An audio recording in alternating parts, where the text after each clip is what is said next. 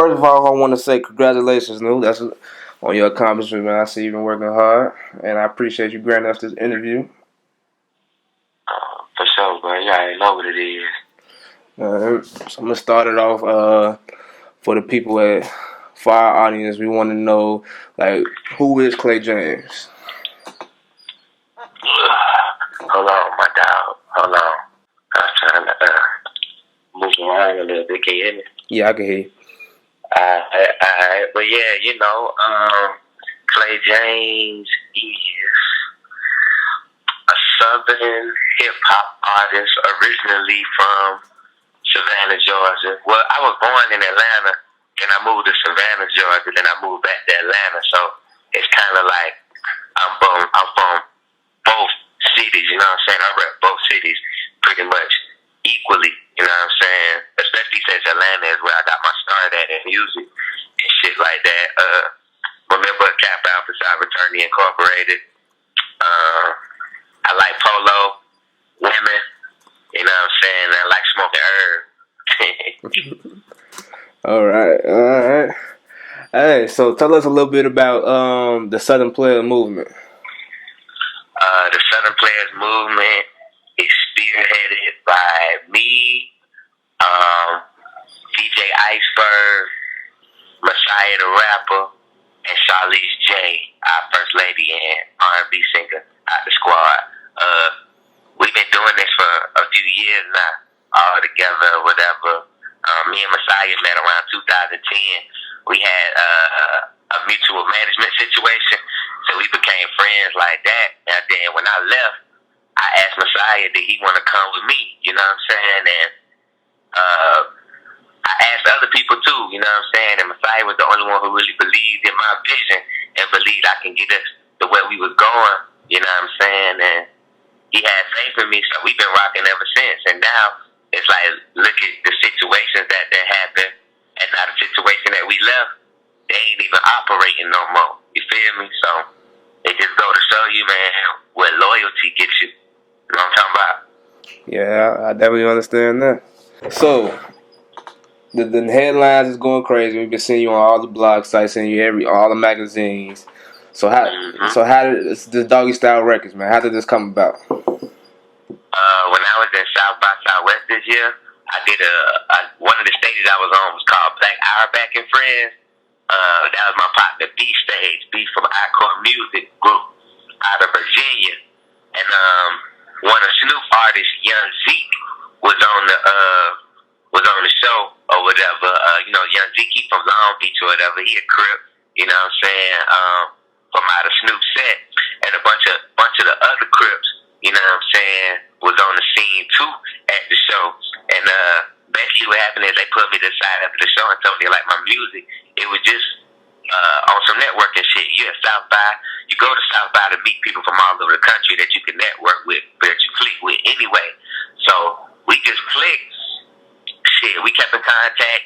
Me, Young Z, Jew the Truth, and Young Honey. They all from Long Beach. You know what I'm saying?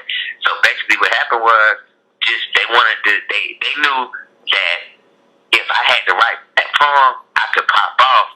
So what them jokers did, they gave my music to one of the A&Rs at Doggy Style. His name Young Sag. You know what I'm saying? They call him Pocket Norwood also. And Pocket heard the music, he liked it, he played the music for Snoop, and then they put it out. They put it out under Doggy Style. They put out my first single, and the shit went viral. You know what I'm saying? It did way more than any of us thought it was gonna do. So now it's like, we really got some wild shit going on right now. You know what I'm saying? But the song still it's going even more crazy because it's like I'm still getting hit up by more blogs, and the shit like I think it just hit like 27,000 since Tuesday on SoundCloud or whatever, and it's hella people buying this shit on iTunes too. So the shit going crazy. It's going crazy. Like how did that happen though? Like Snoop just said we putting this label out. What you like? How did the signing come about? Did you sign any documents? Like what happened? It was like after they picked the song that they like, it was on some shit like, okay, well, we want to present you with a situation, and let's see how this song do. You know what I'm saying? So it was just like that. You know what I'm saying? And the shit that did way better than we thought it was gonna do. You know, Dog just thought we was dope and we had dope music. You know what I'm saying? I don't think nobody on the label thought that the shit was gonna like go super viral like it is. You know what I'm saying? That was just a blessing from God. Okay. Indeed. Now you with a lot of independent artists, you know, having success without being signed. What made you sign? I mean, I'm still independent because Doggy Style is an independent label. You know what I mean? I don't have no major distribution as of yet. You know what I'm saying? So I still feel like I'm an independent artist, but I felt like I was coming to a point where I needed to be dealing with someone and an entity that could put me on a big stage. I felt like that's all I was missing when I was looking at my competition and I was looking at, you know, the quality of my work, the progression, my hustle. It's like I was on a treadmill kind of, you know what I'm saying? I was running, you know what I'm saying, but I wasn't getting to where I wanted to go. And, you know, I did this situation because I knew that Doggy Style could put me on a big stage. And that's just what happened. The whole world done found out about me down there. Because when Snoop tweeted it, he put it on Instagram, he put it on Facebook, and he put it on his SoundCloud. You know what I'm saying? So it was like, you know, that's exactly what my campaign needed, just to be seen. Yeah, that definitely couldn't work coming from the big homie. Definitely putting you out there like that. But I already listened to the music. We know we've been rocking for years now, so I know it was long overdue. Mm-hmm. All right.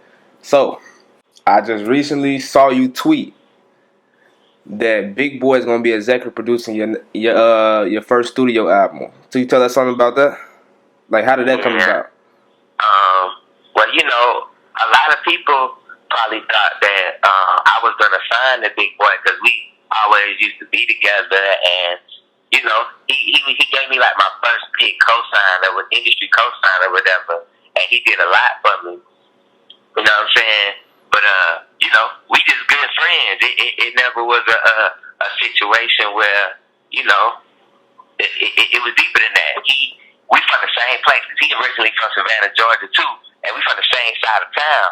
So it was like it's kind of, you know, it was kind of dope to him to see me kicking Flav, how I'm kicking Flav, and how industry people was always coming up to him saying my name. You know what I'm saying? So for about a year or two now, me and him been building a relationship. We've been kicking it at Stack on Your Studio. You know, he let me shoot a video, OutKast tribute video in his studio. You know what I'm saying? It's called Something to Say. Y'all can look that up on YouTube. It's dope. Yeah, I saw that video.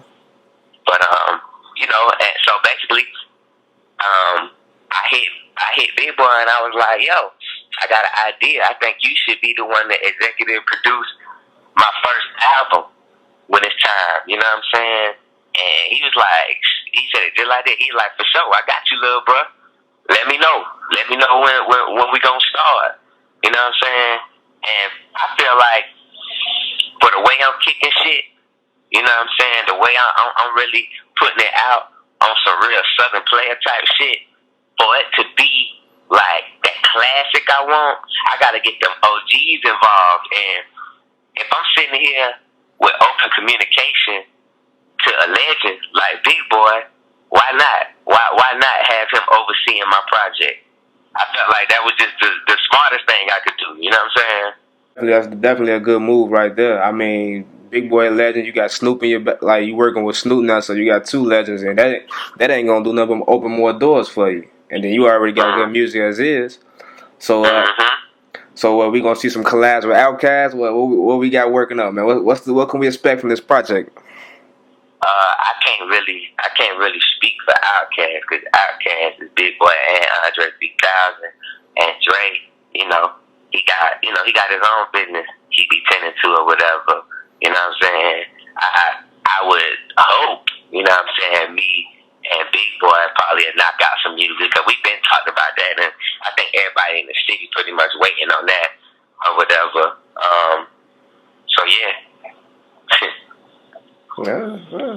So what can we really expect from this project though, man? Like, what are we gonna be looking forward to? If you could compare it to anything? Well, I want to say compare to anything, but if you could paint a picture for us right now, what can we expect? It's gonna be classic Southern music. I can tell you that I'm gonna have production from FKI, Dirty Rock, Big Chris, DJ, DiBiase. He's making his production debut on my project. You know what I'm saying? And whatever else come along the way. You know, I got a couple people I'm gonna reach out to for features. I ain't gonna say, you know what I'm saying, but I know it's a couple legends and it's a couple dope up and comers that been wanting to work with me that I'm gonna throw on there. You know what I mean? But that's just like that's like later on down the line, man. I'm gonna work on that thing, get it polished up. You know what I'm saying? See what suggestions Big and a couple other of my OGs got. You know what I'm saying? And shit, we gonna run it like that, you know? I definitely dig that. Well, Clay, man, I wish you the best success. You, the Southern Players, Doggy Style Records, and everybody in the lineup from up here in Chicago. You know, I can't wait to see what you got coming next. You know, I'm gonna be down there to rock with you soon, man. So hopefully I can get a little sneak peek of the project or something. You already know, fast. It's whatever. Hey, you got anything you want to say to the people up here? To the artists, man, don't ever give up on your dream. And no matter how many folks don't fuck with your shit or don't support you, you know what I'm saying? Don't let that stop you or deter you from what your vision is, man. God give all of us visions, you know what I'm saying? And sometimes it ain't meant for everybody to see your vision. You know what I'm saying? Whether you stick with your vision or not is going to be a test of your faith. You feel me? So, I would just say stay down until you come up. Hustle hard. You know what I'm saying? And this is a game where many are called, but few are chosen. And if you are chosen, you need to be prepared to handle everything that comes with this thing. You know what I'm saying? And, when you get your opportunity to shine, man, shine. You know what I'm saying? And, just make sure you rock with the people that was rocking with you from the jump. Like I'm doing this interview for you right now. You know what I'm saying? That's real.